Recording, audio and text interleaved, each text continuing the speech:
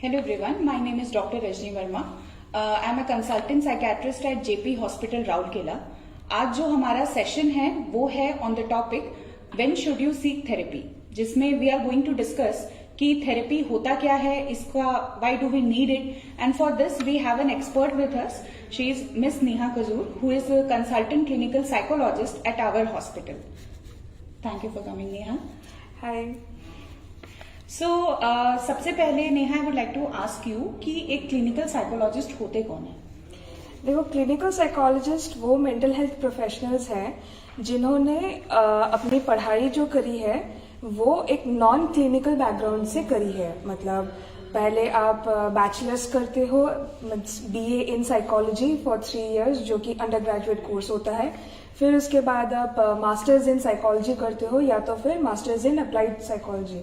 MA MSc या फिर BA BSc, दोनों में कुछ खासी फर्क नहीं है. उसके बाद आप चले जाते हो, आइदर आप PhD करते हो या तो फिर क्लिनिकल साइकोलॉजी में MPhil करते हो. वो 2 साल का कोर्स होता है. वहां पे होता ये है कि मतलब आप पेशेंट्स भी देख रहे हो, साइड बाय साइड आप पढ़ाई भी कर रहे हो. सो वो एक हैंड्स ऑन एक्सपीरियंस या तो फिर ऑन द जॉब ट्रेनिंग, उस हिसाब से चीजें होती है. And then at the end आप RCI rehabilitation council of India जो है हमारी, वहां पे आपको लाइसेंस के लिए रजिस्टर करना होता है. And once you get the registration या तो फिर licence, then you are like free to practise कहीं पे भी. तो this is how clinical psychologist का एक एजुकेशनल जर्नी जाता है. सो लमसम सारा मिला के 7 to 8 years ऑफ पढ़ाई है. ओके. तो ज्यादातर लोगों को एक साइकोलॉजिस्ट और साइकेट्रिस्ट में बहुत ज्यादा कंफ्यूजन होती है. जैसे नेहा ने बोला, साइकोलॉजिस्ट के लिए आपको ये सारे पाथ से जाना पड़ता है, and these are psychologist. Whereas a psychiatrist is a medical doctor जो कि अपना MBBS करते हैं, उसके बाद अपना स्पेशलिटी में ट्रेनिंग करते हैं in the field of psychiatry. So psychologists are expert in giving you therapies and counseling, and moreover psychiatrists are for your medications and they can also give you counseling or therapy. Clinical psychologist basically वो लोग भी होते हैं, मतलब I mean उनका job profile अगर हम बोले तो basically assessments of the disorders, कैसे हम मतलब इंटरव्यूज कंडक्ट करते हैं, उनके सिम्टम्स क्या है, फैमिली हिस्ट्री क्या है, वो सारा प्रॉपर डिटेल इवैल्यूएशन होता है. फिर उसके बेसिस पे हम डायग्नोसिस देते हैं कि ये फलाना ऐसा है विद स्पेशल क्राइटेरियाज. हो गया कि जैसे मान के चलो एंजाइटी है विद डिप्रेसिव फीचर्स है, तो वैसे भी मतलब स्पेशल क्राइटेरियाज भी आ जाते हैं. एंड देन रिपोर्ट्स लिखना है, टेस्ट कंडक्ट करने हैं. टेस्ट आपके varieties of test, psychological testing जो हम बोलते हैं, वो सारी चीजें भी इसमें, मतलब वो अपने को MPhil के दिनों में ये सारी चीजें अच्छे से कैसे किया जाता है in step to step manner, वो होता है. ठीक है. So next question which our audience will like to know कि व्हाट इज थेरेपी, जो हमारा आज का मेन टॉपिक है जिसके बारे में हम बात करने वाले हैं.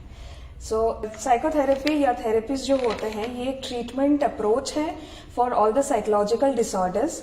जो हम अपने साइकोलॉजिकल प्रिंसिपल्स जो हैं, जो हमने पढ़ाई करी होगी, लर्निंग थ्योरीज है, पर्सनालिटी थ्योरीज है, वो सारी चीज़ों को हम कैसे रोजमर्रा की जो हमारी प्रॉब्लम्स हैं, जो साइकोलॉजिकल प्रॉब्लम्स बोलो या फिर साइकेट्रिक डिसऑर्डर्स बोल लो, उसमें हम लोग कैसे इस चीज़ को अप्लाई करते हैं, इम्प्लीमेंट करते हैं. एंड इट इज सेशंस चलते हैं इसके. शॉर्ट टर्म सेशन होता है एक, और एक लॉन्ग टर्म सेशंस होते हैं. और ये ऑलमोस्ट सारे डिसऑर्डर्स में, लाइक आप चाइल्डहुड डिसऑर्डर्स ले लो, जेरियाट्रिक केसेस ले लो, पर्सनालिटी केसेस ले लो, even couple and marital counselling भी आप ले लो, एनीथिंग, हर जगह पे इसको हम अप्लाई कर सकते हैं. ठीक है. तो एक चीज आती है थेरेपी और एक टर्म होता है काउंसलिंग. तो how these 2 things are different? Simultaneously same है and at the same time थोड़ा डिफरेंट भी है. इट्स लाइक दोनों में ज्यादा खासी फर्क है नहीं, 19-20 का ही फर्क है. सी काउंसलिंग क्या होता है कि it is a very short term process, कि आप काउंसलिंग कोई भी कर सकते हैं. हाँ, अगर एक ट्रेंड प्रोफेशनल है तो वो सोने पे सुहागा वाली चीज हो जाती है. अदरवाइज काउंसलिंग क्या है, अगर हम वर्ड को अगर डिवाइड करते हैं, काउंसिल से होता है counselling. So council is nothing but to give advice और सीक एडवाइस. ठीक है. तो एडवाइजेस कोई भी दे सकता है जिसको उस नॉलेज पे ज्ञान हो. और अगर कोई मतलब उस अपने सब्जेक्ट का ही अगर कोई लाइक ये है एक्सपर्ट है या तो फिर स्पेशलिस्ट है, तो उससे एडवाइस और एक किसी रैंडम आदमी से एडवाइजेस, दोनों में तो फर्क होता ही है।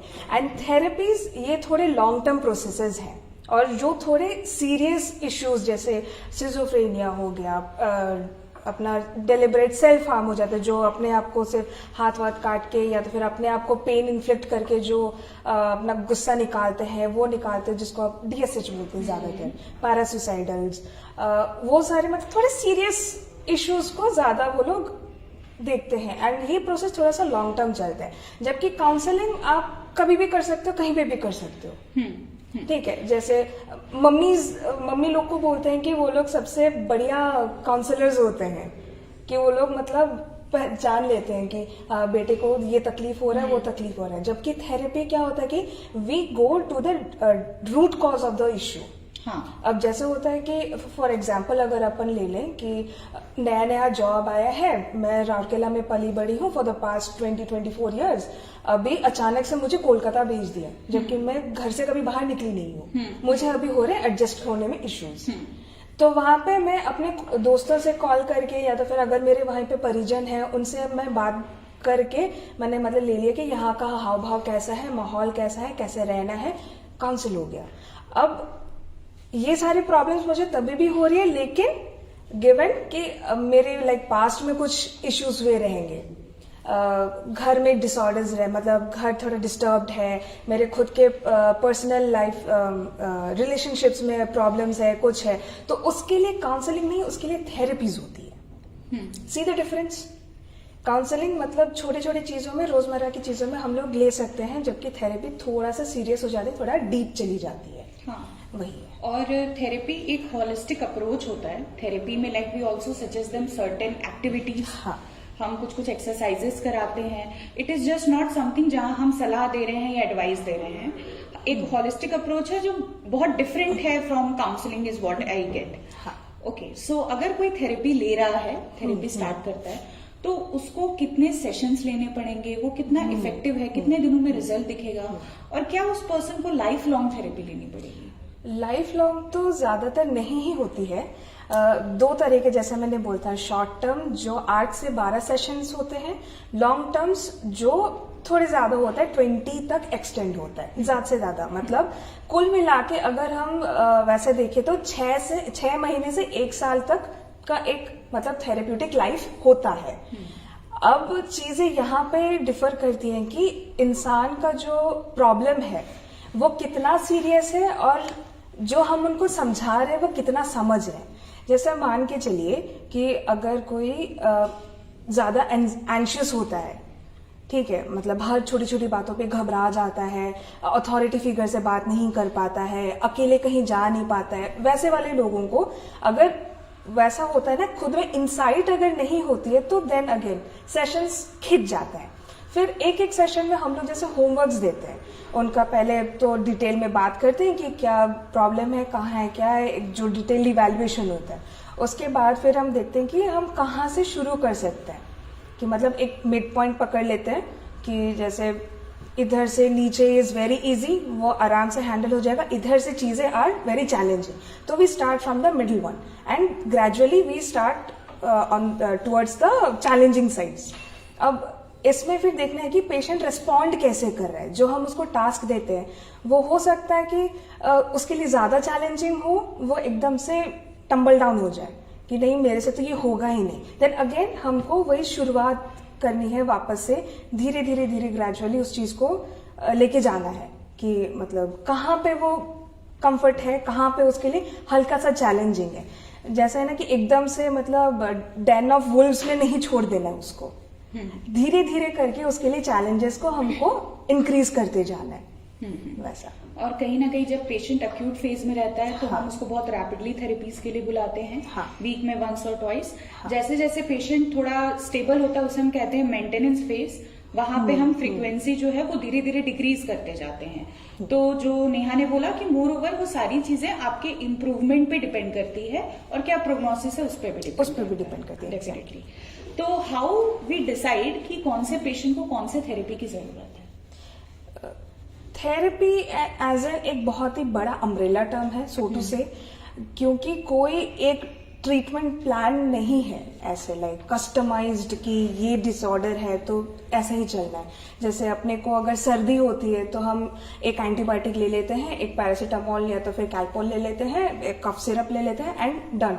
5 दिन का 6 दिन का कोर्स होता है, उसके बाद वी आर फाइन। वैसा नहीं होता है क्योंकि हमारी जो मानसिक तकलीफें हैं, डिसऑर्डर एक होता है लेकिन उसके काफी सारे अलग अलग प्रेजेंटेशंस होते हैं। अब ठीक है, चलो मैं अगर एंजाइटी से ग्रसित हूँ, मेरे को घबराहट की तकलीफ है, लेकिन अभी घर में मेरे माहौल इज नॉट गुड, ठीक है।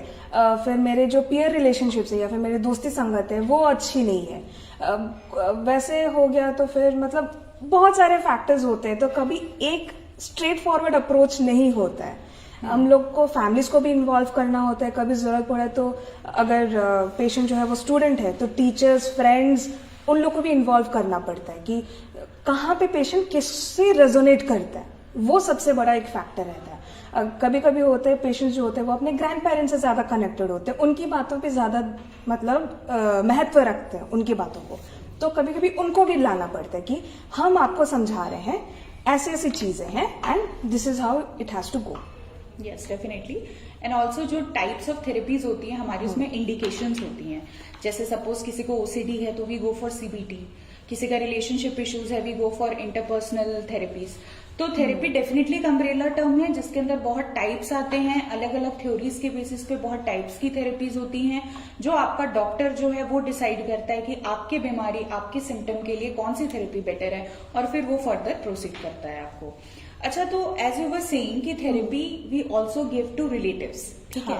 So how impactful it is and what are the certain cases जहां पे रिलेटिव्स को भी इन्वॉल्व होना पड़ता है विद पेशेंट? जैसे एग्जाम्पल है सिजोफ्रेनिया जो बोलते हैं, ठीक है, उसमें फैमिली मेंबर्स का सबसे बड़ा रोल होता है क्योंकि पेशेंट में खुद में इंसाइट होता नहीं है। इंसाइट एज एन खुद में वो समझ होता नहीं कि ये मेरे में बीमारी है, ये बीमारी की वजह से मैं चीजें सुन रहा हूँ या सुन रही हूँ, ये बीमारी की वजह से मुझे दूसरे लोगों के तरफ संदेह आ रहा है कि ये शंका हो रही है कि उसने मेरे खाने में जहर मिलाया या फिर कोई मुझे मारने आ रहा है। ये जो वहम शंका जो होती है वो समझने का खुद में क्षमता होती नहीं है, वो आजू बाजू के लोगों को दिखता है। जैसे सबसे पहला हो गया जैसे फैमिली मेंबर्स, तो इसमें उनका इन्वॉल्वमेंट क्योंकि रहता है, होना चाहिए भी, तो हम उनको समझाते हैं कि ये उनके प्रॉब्लम्स के लिए ये सारा चीजें, मतलब उनकी जो बीमारी है इसकी वजह से घर में इतना उतार चढ़ाव हो रहा है, इतने प्रॉब्लम्स हो रहे हैं एंड तो दवाइयां जो इनकी चलती हैं वो कभी बंद नहीं होती। मतलब वो एक रहता है कि जो कोर्स है, अगर 6 महीने की दवाइयां हैं तो 6 महीने बकायदा उसको खत्म करना है। ये नहीं कि मतलब 2 महीना दवाई खा के इंसान ठीक हो गया तो हाँ ठीक है चलो मेरा बंदा ठीक हो गया, दवाइयां बंद कर देते हैं, नहीं। यहीं पे फैमिली मेंबर्स का या तो फिर रिलेटिव्स का बहुत ज्यादा रोल होता है कि समझाना कि दवाई से तुम ठीक हो रहे हो और ठीक होना है, मीडियोकर नहीं होना, अपने को बेस्ट होना है ना, वही चीज होती है। फिर और चीजें हो गई जैसे डिप्रेशन। अब मैं अगर डिप्रेशन फेज में हूं या तो फिर मैं क्लिनिकली डिप्रेस्ड हूं, मुझे क्या मरने का मन करेगा, इच्छाएं होती रहेंगी, मुझे कुछ काम करने का मन नहीं है, खाने का, ना पीने का, ना सोने का, कुछ सही नहीं लग रहा, एकदम जिंदगी एकदम पूरी ब्लैक एंड व्हाइट हो गई है। तो इसमें एक पेरेंट होता है या तो फिर फ्रेंड्स होते हैं, उनका जो इंटरवेंशन होता है वो सबसे ज्यादा इफेक्टिव होता है as compare to a counsellor और अ थेरेपिस्ट। क्योंकि थेरेपिस्ट क्या, वो आपका फैमिली फ्रेंड नहीं है या तो फिर एक फैमिली मेंबर नहीं है, और एक फैमिली टच होना और एक प्रोफेशनल टच होना, दोनों में फर्क होता है। तो जब आपके उस फेज में जब आपकी फैमिली मेंबर्स आपके साथ रहेंगे तो वो एक रहता है कि नहीं, दे केयर फॉर मी, तो मुझे ठीक होना है, और अंदर से वो एक क्या कहते हैं, विल, मोटिवेशन जो है कि नहीं मुझे ठीक होना है, वो आएगी। हाँ, तो इसी वजह से कहीं ना कहीं as a doctor and therapist हम उनके साथ 24 आवर्स रह भी नहीं सकते। हाँ। तो फैमिली मेंबर्स ही रहते हैं जो कि उनके लिए एक सपोर्ट सिस्टम बनते हैं। और कई बार हमने जो केसेस देखे हैं वो ऐसे भी केसेस आते हैं कि सिचुएशनल होता है, घर का माहौल खराब है जिस वजह से बच्चा या कोई भी पेशेंट सफर कर रहा है, तो ऐसे केसेस में हमें रिलेटिव्स को इन्वॉल्व करके उस सिचुएशन को एक्सप्लेन करके उन चीजों को इम्प्रूव करना पड़ता है। क्योंकि साइकेट्री में अगर हम देखें तो सिर्फ मेडिसिन थेरेपी से के साथ साथ ये भी इम्पोर्टेंट है कि पेरेंट्स और फैमिली भी इन्वॉल्व होकर एक पॉजिटिव अप्रोच दें। rather than just criticizing the Exactly, patient, right? exactly. So इसमें इसीलिए हमें सबको इन्वॉल्व करना पड़ता है. जैसे चाइल्डहुड डिसऑर्डर्स में अगर हम देख लें, जैसे मंदबुद्धि की जो तकलीफ है या तो फिर ऑटिज्म है, इसमें क्या एक पेरेंट का रोल सबसे ज्यादा होता है, क्योंकि थेरेपिस्ट हो गए या ऑक्यूपेशनल थेरेपिस्ट हो गए, वो 24 घंटा आपके बच्चे के साथ नहीं रह सकते. यहाँ पे हम पेरेंट्स को ट्रेन करते हैं कि बच्चे का डिसेबिलिटी कहाँ पे लाई करता है. पहले तो हम उसको असेस करते हैं, उसका डिसेबिलिटी कहाँ लाई करता है, उस चीज को असेस करते हैं, एंड देन वी सी कि ये हाँ इतना इश्यूज है, हम एक स्टेबल लेवल तक लेके जा सकते हो उसको. जो स्किल डेवलपमेंट ट्रेनिंग हम जो बोलते हैं, वो हम सिर्फ बोल देंगे तो नहीं होता. हम पेरेंट्स को उस चीज के लिए ट्रेन करते हैं कि ऐसे ऐसा कराना है, वैसे वैसे कराना है, and then we take the feedback कि ये काम कर रहा है या नहीं कर रहा है. नहीं कर रहा है तो we again go for another approach. वैसे करके इन केसेस में पेरेंट्स का इन्वॉल्वमेंट जो है वो बहुत ज्यादा हो जाता है, parents and teachers both. Yes, definitely. You are a practising psychiatrist, right? तो तुमको क्या लगता है कि मतलब कब medicine are more required than therapies, या मतलब वो साइमल्टेनियसली चल सकती हैं, या पहले दवाइयाँ दे के बंदे को स्टेबल कर दो देन गो फॉर थेरेपीज, या तो फिर पहले थेरेपीज दे दो फिर ज्यादा तकलीफ हुई तो दवाइयाँ देनी है, क्या करना है? देखो, जो केसेस माइल्ड होती हैं, माइल्ड या मॉडरेट, उन केसेस में we can go for therapy first, ठीक है? क्योंकि जैसे डिप्रेशन है, माइल्ड है, पेशेंट में अगर एकदम एक्टिव सुसाइडल नहीं है तो हम टाइम ले सकते हैं, therapies work in those cases. पर कोई केसेस ऐसे होते हैं जहां पेशेंट बहुत ही सीवियर है, जैसे स्किज़ोफ्रेनिया का पेशेंट है, बहुत वायलेंट है, फैमिली मेंबर्स को मार रहा है, घर में रह ही नहीं रहा है, एडिक्शन केसेस हैं, तो उन केसेस में पहले हमें मेडिसिन से पेशेंट को स्टेबल करके एक ऐसे स्टेट ऑफ माइंड में लाना पड़ता है जहां वो थेरेपी के लिए कॉपरेट करे. अगर वो पेशेंट ही थेरेपी के लिए कॉपरेट नहीं करेगा तो फिर थेरेपी में जाना और बैठना उसके लिए कंप्लीटली यूजलेस है. तो ऐसे केसेस में हमें पहले मेडिसिन देना पड़ता है. देन कम्स द केसेस कहाँ पे साइमल्टेनियसली हम ये चलाते हैं. तो स्टडीज ये कहती हैं कि इन दोनों का combination is the best form of treatment for any case of disorder.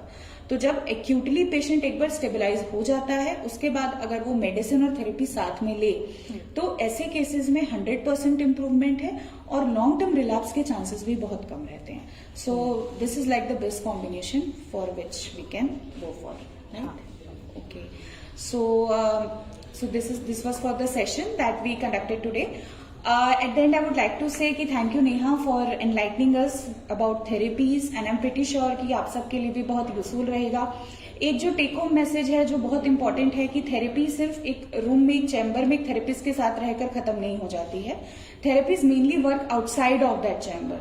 जब आप घर जाते हैं, जब आप अपने डेली रूटीन में जाते हैं, तो you have to do such things जो कि आपका थेरेपिस्ट या ट्रीटिंग डॉक्टर आपको एडवाइस करता है. Because we can just advice you, we can not force you, we can not come at your home and make changes in the home. So it is something which you have to do and your family members have to do. And psychiatry की बीमारियां 100% treatable है, curable है, until and unless patient को effort दिखाए, and we are always here to help you. मुझे लगता है कि ये सेशंस बहुत ज्यादा यूजफुल हैं, not only for us but also for other people who want to learn about this topic, as it has lots of stigma और लोगों में इसके बारे में ज्यादा नॉलेज भी नहीं है. So definitely we will be coming forward further with more videos and posts about mental illness and try to spread awareness as much as possible. So if there is someone who is suffering from mental illness or you are suffering from mental illness, come forward and take help from us. We are at the Department of Psychiatry at JP Hospital, Rourkela. Thank you for listening.